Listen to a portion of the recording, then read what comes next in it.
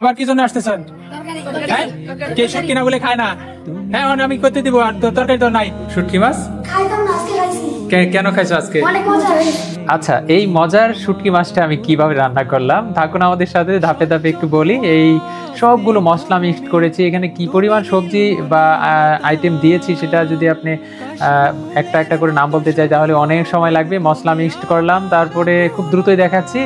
আমরা বড় প্লেট, যেগুলোতে এস্তেমাই প্লেট বলি আমরা, এই প্লেটের মধ্যে বসিয়েছি যাতে বেশি নাড়াচাড়া না করতে হয়, একদম সবজিগুলো একদম টাটকা থাকে। তারপরে আরেকটা বড় প্লেট দিয়ে আমরা চাপায় ঘুরে দিছি যাতে উপর ভাপ দিয়ে যেন উপরটাও খুব সুন্দর করে সিদ্ধ হয়। তারপরে হালকা নিচ দিয়ে একটু লেগে গেছে। আমরা 3টা প্লেটে রান্না করেছি, এখানে একটা প্লেট দেখাচ্ছি আপনাদের।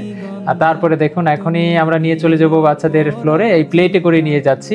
দেখুন এই যে বাচ্চাদেরকে দেওয়া শুরু করে দিলাম, নিচেতে হালকা একটু লেগে গেছে, ঠিক আছে। তারপরে দেখবেন অনেকেই আসতেছে, একবার যাকে দিলাম দ্বিতীয়বার আমি বললাম যে শুটকি মাছ তোমরা খেতে পারবা কিনা আগে দেখো।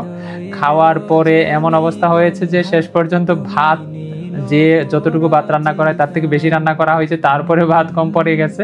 পরবর্তী স্টাফদের জন্য আবার ভাত রান্না করতে হয়েছে। এই যে দেখেন খাবার যারা ওই যে হালকা হলুদ লেগে আছে, দেখাই যাচ্ছে যে সেকেন্ড টাইম আবার নিতে আসতেছে, ঠিক আছে। আমি তো ভাবি নাই যে তারা এতটা খাবে।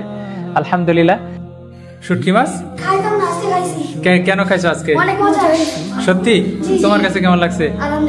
শুটকি মাছ এই প্রথম আমাদের মাদ্রাসায় শুটকি মাছ রান্না করলাম। হ্যাঁ, নিজের হাতে রান্না করে খাওয়াইলাম, ঠিক আছে না? ভালো লাগছে তো? এখন ভাত কম পড়ে গেছে, ঠিক কিনা? ভাত আবার বসাইছে, দেখছো?